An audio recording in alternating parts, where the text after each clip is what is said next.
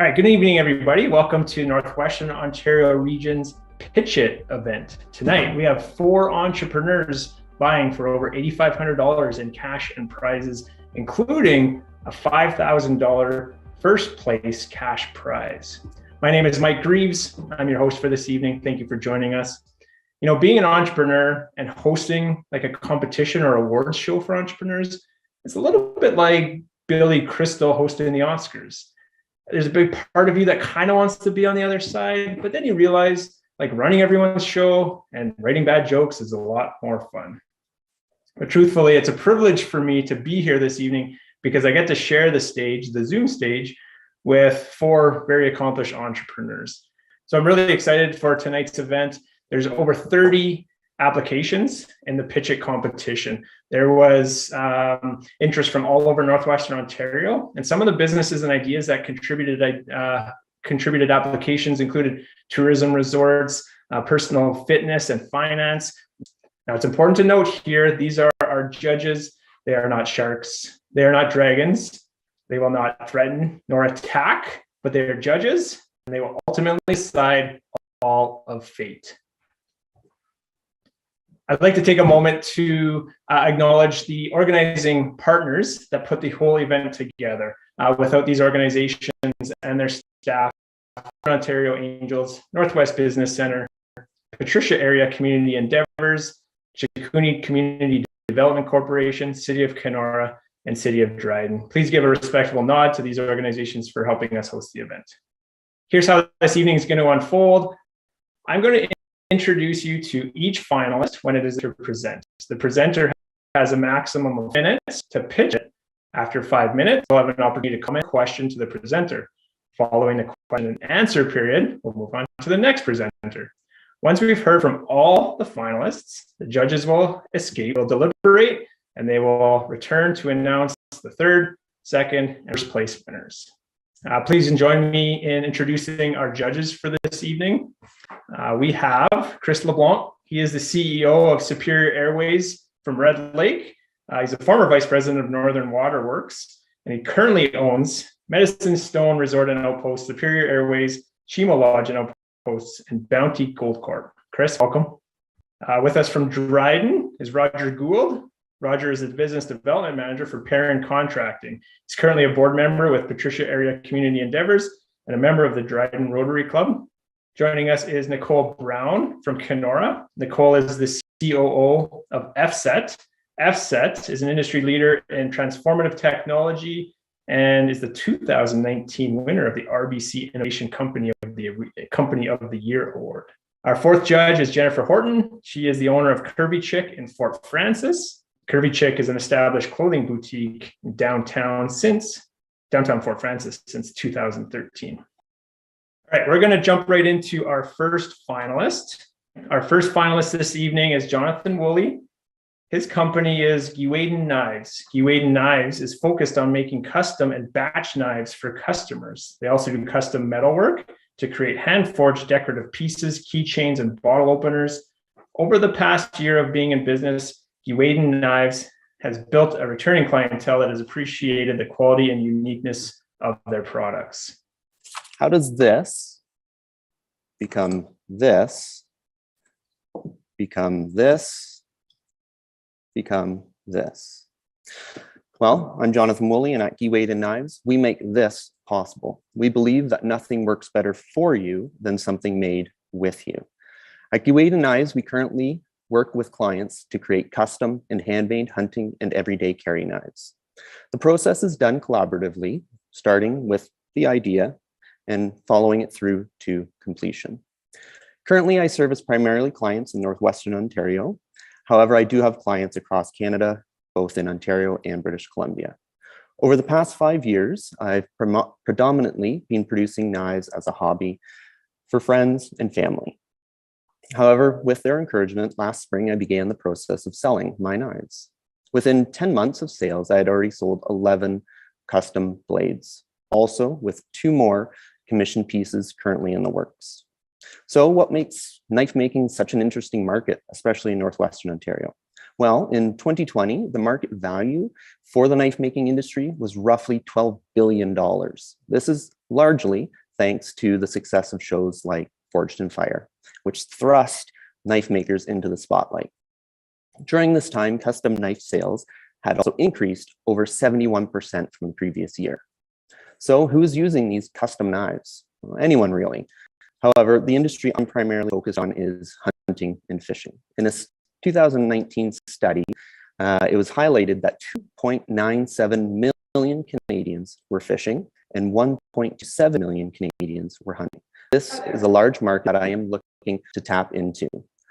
Over the initial 5 years of making my knives a hobby, I invested roughly $2,500 into either purchasing or making the necessary tools on my knives, depending on the size, for about $170 to $200.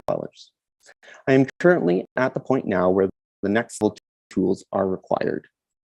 Only in order to grow my business, I will need to invest in additional funds to purchase these tools. The current prize money would cover these costs, allow my business to grow.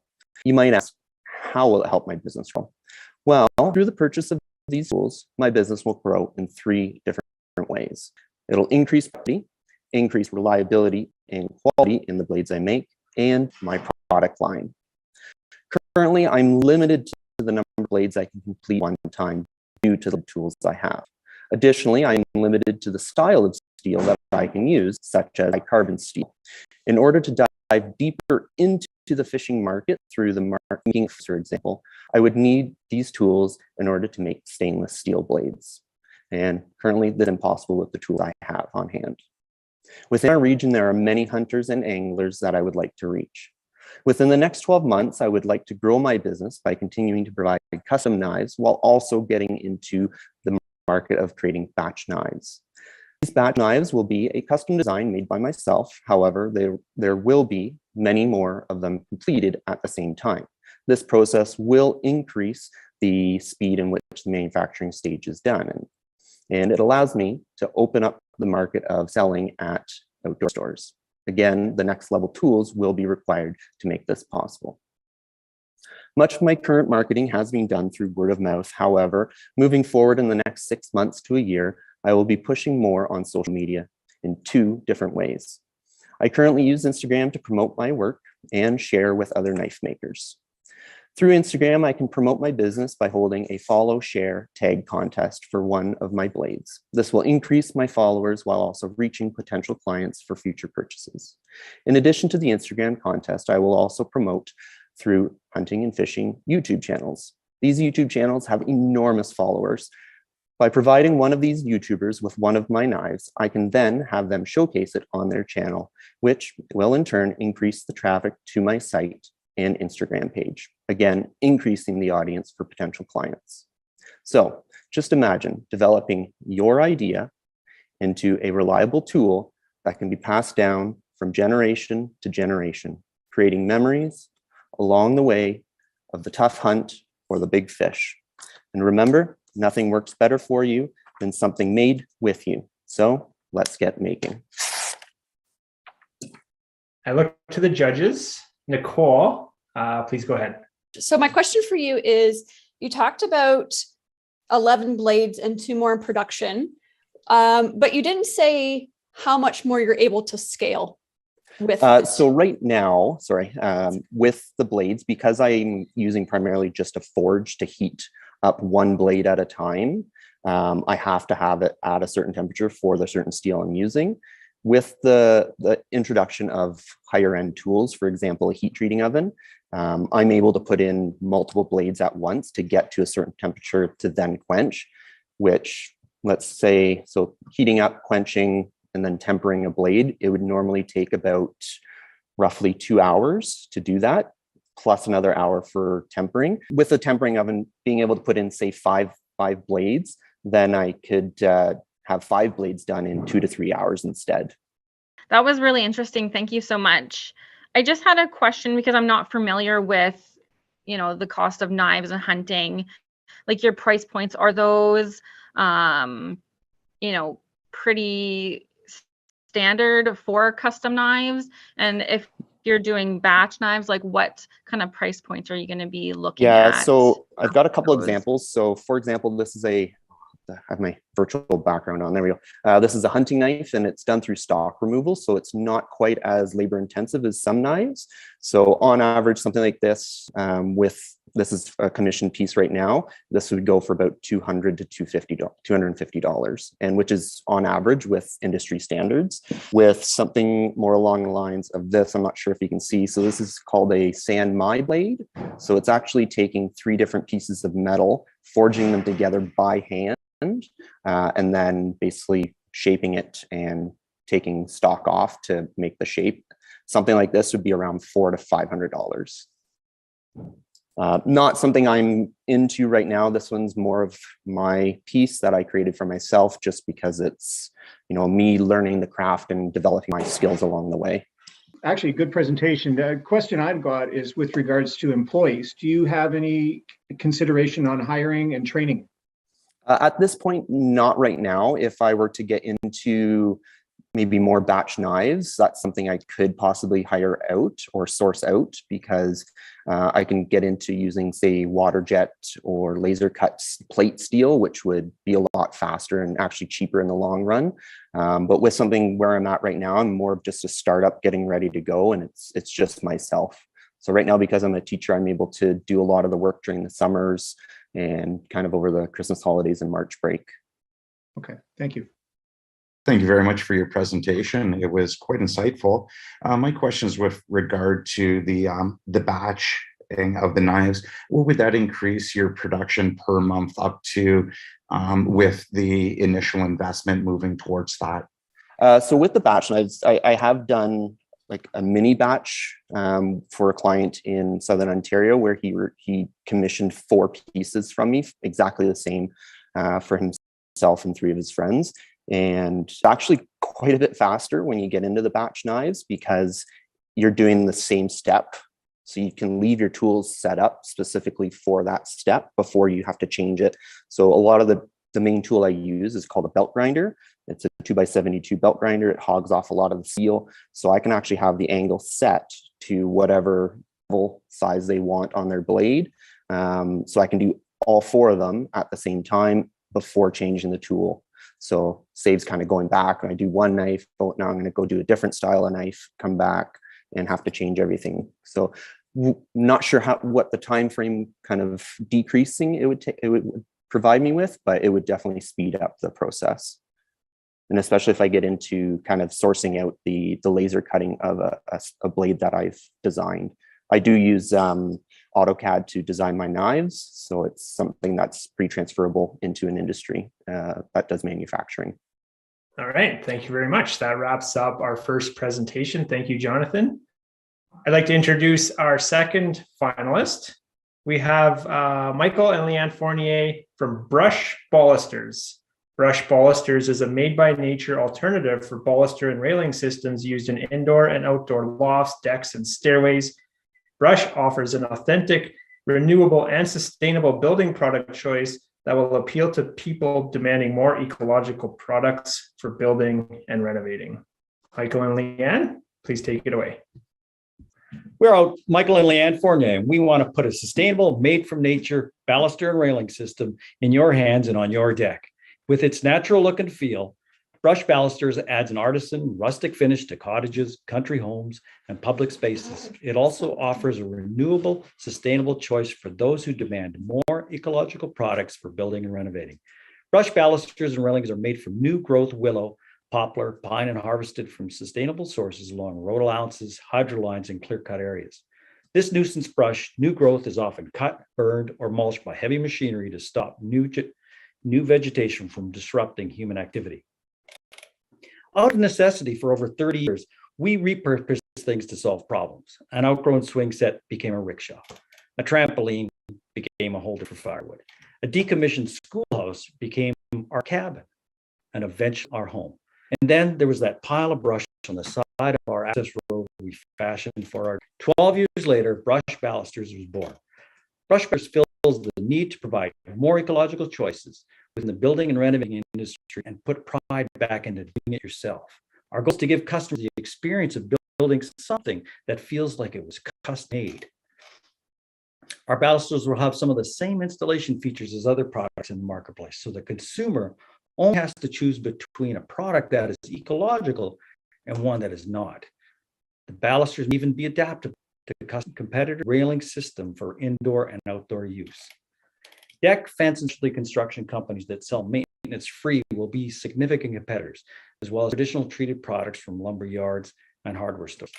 Glass, metal, and treated wood products come with a degree of environmental harm and can be a liability in the end. At end of use, brush products can be returned to nature, repurposed, or enjoyed at a campfire. Brush will be different by claiming an ecological edge and an easy assembly process. Our aim is to emphasize choice for a product the owner will be proud to care for. Monetization will occur through online and direct sales. We'll be looking at specific ways to package and ship sustainably so as to maintain our environmental philosophy. An average deck will require 10 6-foot sections for a total sale of $2,800. This is competitive with similar hardware store and lumber yards for a full between the post system. In year one, we are projecting sales of $112,000. Additional revenue may include mulch sales and debarking and 3D design services. Our market research shows some promising consumer trends. Learning new skills and quality control are key motivators for DIYers. Views about ethical and sustainable products and packaging continue to grow, and there's a renewed interest in simpler living. We will build an engaging e-commerce experience through the use of brushbalusters.ca that will feature interactive graphics, video, and virtual reality options to showcase and help customers visualize the line of natural wood products, installation features, and design ideas. This will be supplemented with AdWords and trade shows throughout Manitoba and all of Ontario. Social media will also be used extensively to provide fresh content and to engage with customers for feedback. Our big difference is that no two balusters and railings are alike. To achieve this, we are designing a proprietary harvesting and processing system that will manufacture a cleaner, bug-free, polished product offering different finishes and components. Our initial investment is $8,000, supplemented with just over $10,000 through the Northwest Innovation Center's Co-Starter program. We will need an additional $75,000 to complete our tooling, and a win today will go towards that. We are creative innovators with 25 plus years experience in writing, design, and marketing. We know how to run successful businesses. Most importantly, make things and tell our story in a way that resonates with potential customers. Our goal is to finalize our harvesting and manufacturing process and deliver our MVP by end of 2022. We'll then continue conversations with municipalities, hydro, and other potential partners harvesting and seasoning raw material.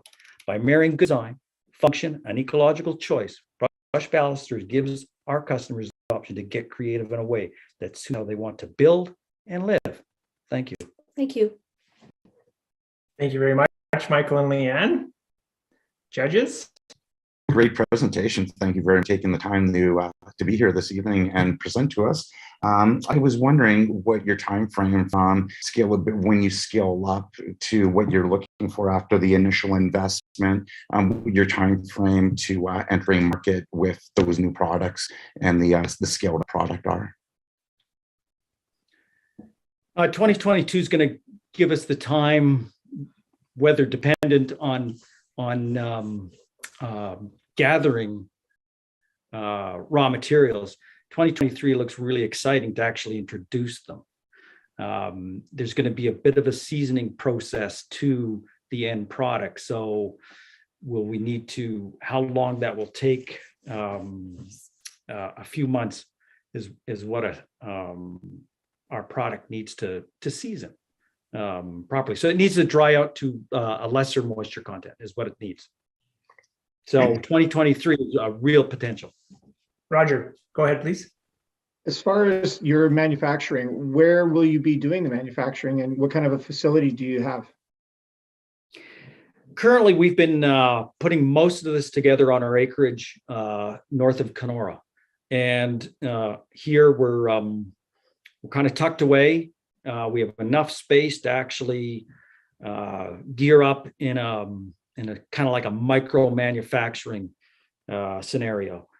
I don't think it's going to be it's not the long-term solution. we're hoping that there's a few, it's going to turn into a commercial or an industrial location that will accommodate the increased capacity to produce material. So how long we're going to be here? Not sure. Looking for space. Jennifer, please go ahead. Thank you. That is an amazing idea. I just had a question about your sources. Have you lined up where you're going to be getting your, like where you're harvesting from, and like what's kind of your backup plan? Well, I'm driving all over Northwestern Ontario. I've spotted countless areas that we can harvest our resources, our raw materials, and really never touch the forest. We don't need to go into somebody else's logging rights. We just need to do what the cities or the municipality of Kenora and outlying areas need to do anyway, and that is maintain their road allowances. And in some cases, the hydro lines that crisscross Ontario and like a 4-lane highway can be accessed with certain vehicles to actually harvest from those points. It's just identifying an amount and the quality from those areas. But realistically, we never want to touch the virgin forest. We're always just into the maintenance areas of cities and towns. Chris, follow up? Yeah, I just have one quick follow-up question. It's due to my ignorance of the process. Could you utilize trees that had gone through a forest fire? And the reason I ask is some of my camps have gone through it. And I know when I cut that fire with the moisture content now is negligible. It's basically kiln and dried sun after the fire with good solid wood underneath. It's wood that's just going to blow over and rot in due time anyway. So I was just wondering what the viability of using something such as the destruction of a forest fire to create these balusters. Chris, I really love you asked that question, because that's actually a Japanese process for preserving wood. So some of that wood is going to last a very long time if it manages to stay relatively dry. And so, yes, that would be something we'd actually harvest. How much of it can we actually, it's a specialized application, but if you go to Broken Canoe, somebody did it to that restaurant and they burnt the outside of that restaurant, and it's beautiful. And I forget the name of the Japanese process. It's got an interesting name that, well, I'm not Japanese, so I don't pronounce it very well. It sure does. Yes, so no, I'd love to talk to you. Yeah, we'd like you would. We are going to move on to our third finalist. I'd like to introduce Jenna McCafferty with Awakened Roots. Awakened Roots focuses on brewing water kefir, a traditional fermented soda that has more strains of probiotics than any other fermented food or drink that exists. Awakened Roots has an established retail location in downtown Dryden, but hopes to increase production and distribution across Northwestern Ontario region. Jenna, the floor is yours. Hi, everybody. My name is Jenna McCafferty, and my business is Awakened Roots Holistic Healing in Dryden, Ontario. And the product that I'm here to tell you all about today is our probiotic water kefir soda, and really excited to share with you guys the value that this product has. So millions of Canadians are suffering with digestive health issues every year. This is costing the Canadian economy billions of dollars annually, and it's also causing, obviously, a real decrease in quality of life for anybody who is suffering. So you might be wondering what is going on with our guts. The best I can tell you in such a short amount of time is that all of us sitting here tonight, the average adult, we all have approximately 4 pounds of bacteria that live inside of us. These can be healthy and helpful bacteria, and they can also be harmful bacteria. So harmful bacteria come in by way of processed foods, drugs, alcohol, overuse of medications, pollutants in the air, pollutants in the water, and of course, stress. And now the healthy bacteria, the way that we're primarily getting these into the system would be through a clean organic diet. So fruits and veggies grown in the earth, animals that feed off of the earth and that we consume would then traditionally be transferring these healthy bacteria from the soil into us. Now, there's a couple of issues with this, being that, of course, not everybody is privileged enough to be able to afford a clean organic diet. Even those who are, we're now seeing soil that is severely depleted of healthy microbes and healthy nutrients from even just a few decades past. So another way that we can really get these healthy probiotics into the system is through fermented food and drink, which is what I'm here to share with you guys today. Cultures around the world, they have fermented foods and drinks as staples in their diets. Canada, because we're a bit younger of a country, we don't necessarily have a whole lot of food culture. So unless we really know the value of these probiotics, we're not necessarily getting fermented food and drink in our diet unless we're actively seeking them out. And truly, gut health is at the forefront of research when we're talking about modern health and wellness. And it's showing that issues with the bacteria in our system not only are impacting digestive functioning, but also have a direct relationship to our mental health, to hormone levels, and probably most importantly today, to our immune function. So 70% of our immune system lives in the gut. And again, we can all see how this is more important now than ever before. So where we come in. So if I told you that just 1/4 cup of our water kefir soda contains billions of probiotics, would you be interested? And if I also told you that water kefir has more strains of probiotics than any other fermented food or drink out there. Typically, yogurt has 1 or 2, sauerkraut has a few, kombucha has around 8. Water kefir has over 30 strains of diverse probiotics. So it clearly gives it the advantage when we're talking about kicking some of those bad bacteria out and getting the healthy ones in. So I hope you can see why this product has more value today, probably than ever before, why I stand behind this product so fully, why it has allowed me to go from just a few years ago brewing a few liters a week in my kitchen for myself and my friends and family to slowly seeing the demand for and the benefits of it ripple out into the community. And it's what gave me the confidence at the start of 2020 to take on a commercial space for the first time. Now, unbeknownst to me, the first month into our commercial lease was in March when COVID hit. So I can honestly say my first year of business ownership was not like anything I ever could have imagined. But I truly believe that I was able to overcome the obstacles and the challenges because of my own belief in the product, and definitely because it speaks for itself. Customers are benefiting almost immediately, and of course, even more benefits as the long term goes on. So we have a strong and solid customer base in Dryden. And now I will just say too, we overcame another huge hurdle the following spring of 2021, when we unexpectedly had to relocate the business. So I saw myself for the second time in a 16-month period, putting all of my resources and all of my savings into backing this business because I believe in it so much. And again, I genuinely have the aspiration to help people. So now we're set up in our new location. Again, solid customer base in Dryden. We're brewing and selling approximately 250 to 300 liters each month, but this is the capacity for brewing. Jenna, my apologies. I need to stop you. We're going to move to questions from the judges. Nicole, go ahead, please. Hi there. Thank you for your presentation. I do have a question for you.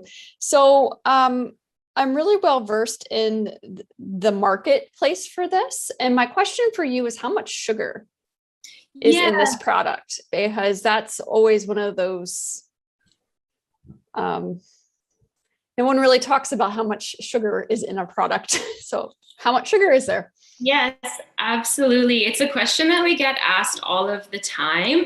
And it's a tricky spot with fermentation. The longer that the process goes on, of course, the more sugar that is eaten up in it.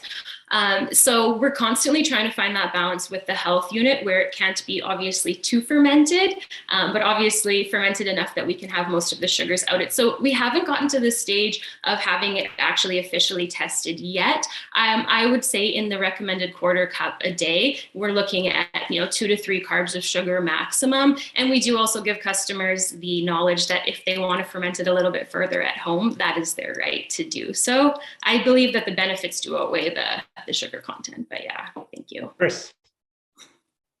Again, thank you very much for your presentation. My question is, I was curious what the shelf life of the finished product is after the fermentation and sealing process. Yes, thank you. The shelf life of it, when it's kept cold, it lasts very well for about 5 to 6 weeks in the fridge. Again, it ferments slowly over time, but it keeps really well for that period of time. Thank you for all that information. I just have a question about your plans for the future. Like, are you planning to expand, or do you already sell to other than Dryden? Yes. That is the big plan. Again, we are at capacity right now with the equipment that we're working with. So I'm seeking the support today so that we can purchase new equipment with plans that if we can get this new equipment going in the next month or two, if we can bring on a staff member, if we can rebrand and repackage this product, that I can essentially triple production and sales by this fall. And we do have, again, a strong base in Dryden, but I do have customers from different communities constantly messaging and retailers who are ready and waiting for this product. It's just a matter of getting the proper equipment and support on our end. Nicole, a follow-up? So when you say you have folks who are interested in such as retail, do you have signed POs? No, I don't. I've been hesitant because I want to make sure on my end that I have everything in place to be able to deliver. It's been tempting to go forward, but until I have the new equipment in place and ensure that I can brew the quality that I want, I don't want to make any commitments to people, but it will come soon now that we're a little bit more stable. Chris, go ahead. I was curious what kind of capital investment you're looking for. Would the prize money be enough to do it, or would you be requiring additional? Yeah, at this stage, the prize money would be amazing. It would basically cover it. I mean, outside of staffing, which is an ongoing expense, but the equipment that we're looking at is about $2,500. The rebrand would be about $15,000, and for new packaging and the new inventory and packaging about $2,000. So just a little bit shy of the prize money. We do have longer term plans to maybe even scale up further in a year or two, but that would be a whole other step. But for our next step, the prize money would be amazing. All right. Thank you very much, Jenna. Thank you. I would like to introduce our fourth finalist for the evening. Please welcome Ben Fegan Jr. of Agritech North.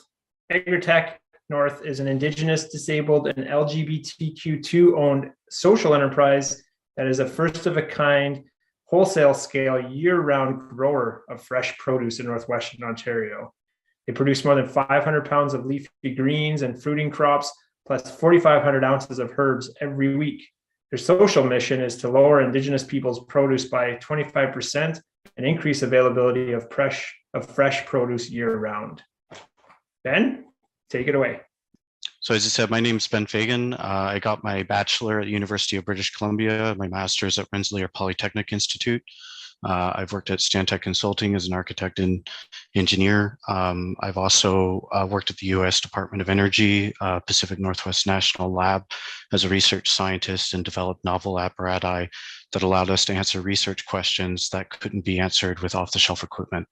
I've also worked for manufacturers, helping them scale up from small to large scale production by integrating across their CRM, ERP, and accounting software platforms.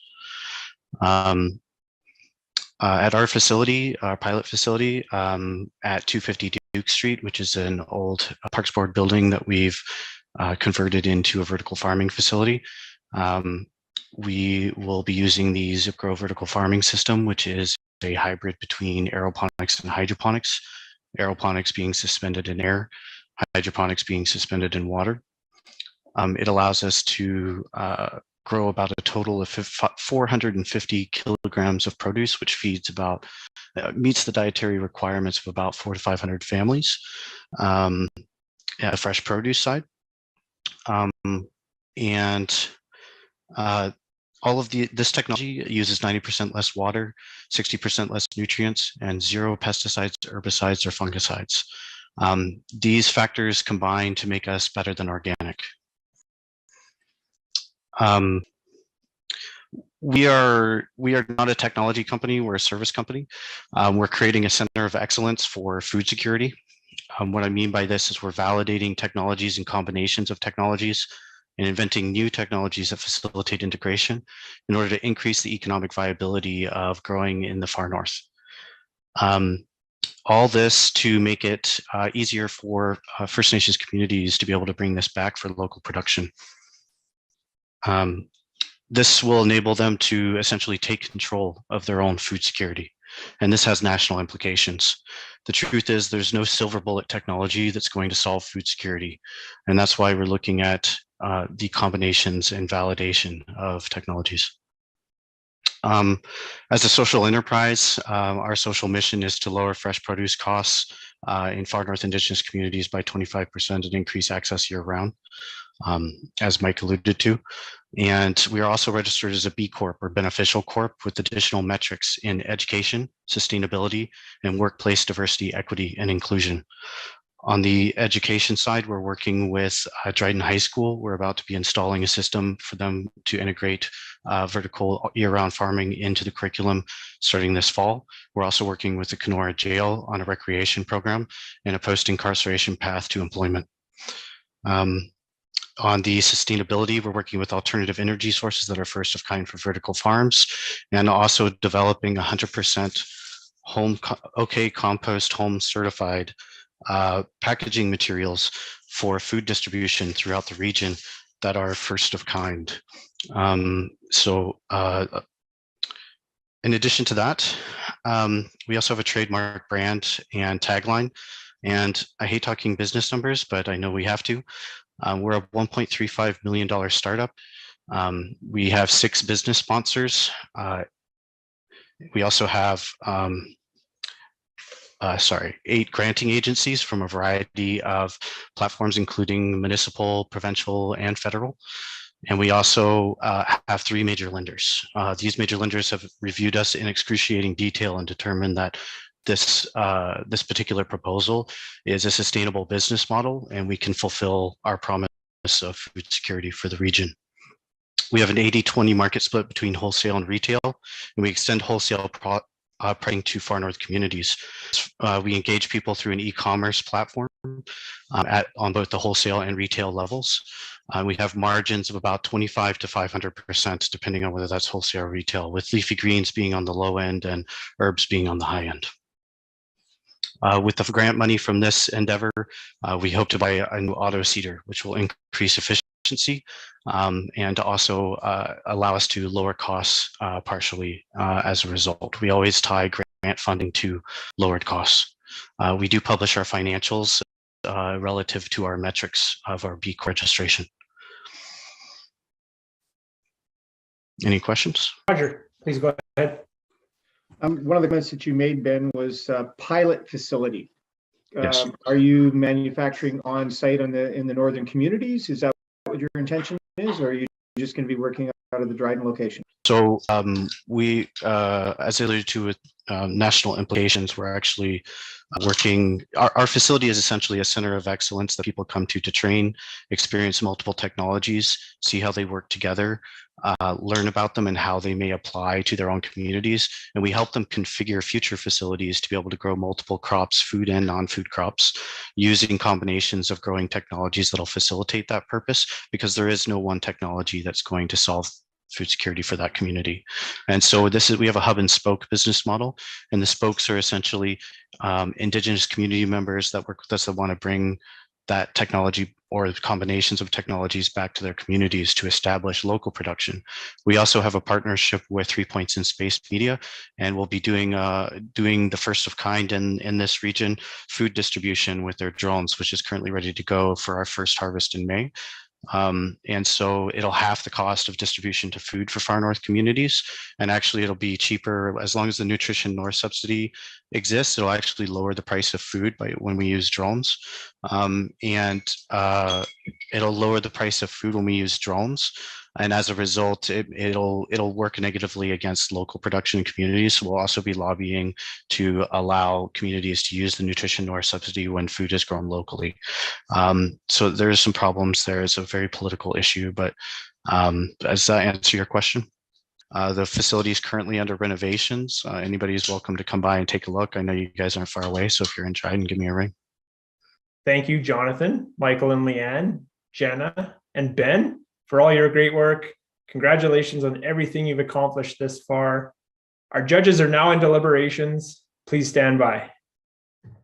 Our work doesn't stop at readying the store, loading the vans, or building networks. Being part of T-Baytel means being part of giving back. That's why we've grown T-Baytel for Good, to support you, our neighbors, by sponsoring local teams and events, through the funding of grassroots projects, by volunteering a helping hand, and through the partnerships we build. Our work doesn't stop until we're a little closer to a better neighborhood for all. T-Baytel for Good. We're in it together.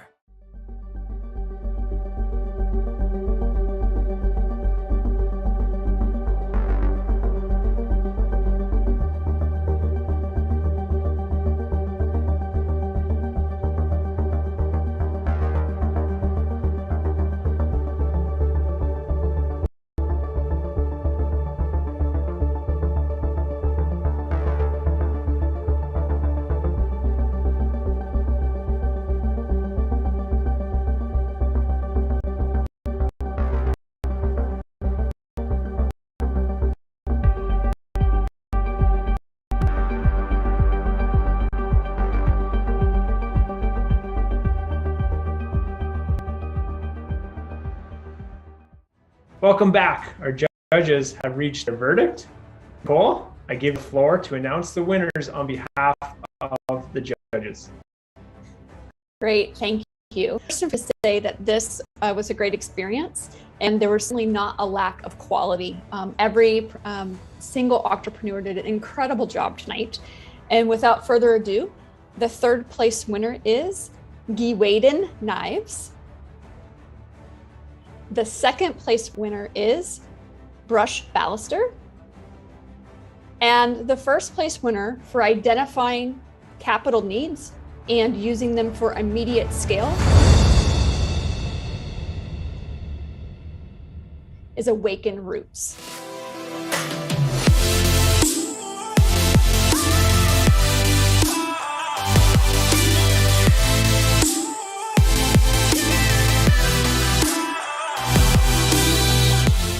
In addition to the cash prizes, you will all receive professional development support and services from the group of organizing partners and sponsoring businesses. So to close it out, I'd like to thank everyone who applied to Pitch It. Thank you to the finalists for showcasing their businesses, ideas, and expansion plans. We're all inspired, and good luck to all of you. Thank you to the judges who graciously volunteered their time. Thank you to the organizing groups once again, and thank you for tuning in. Be well. Good night.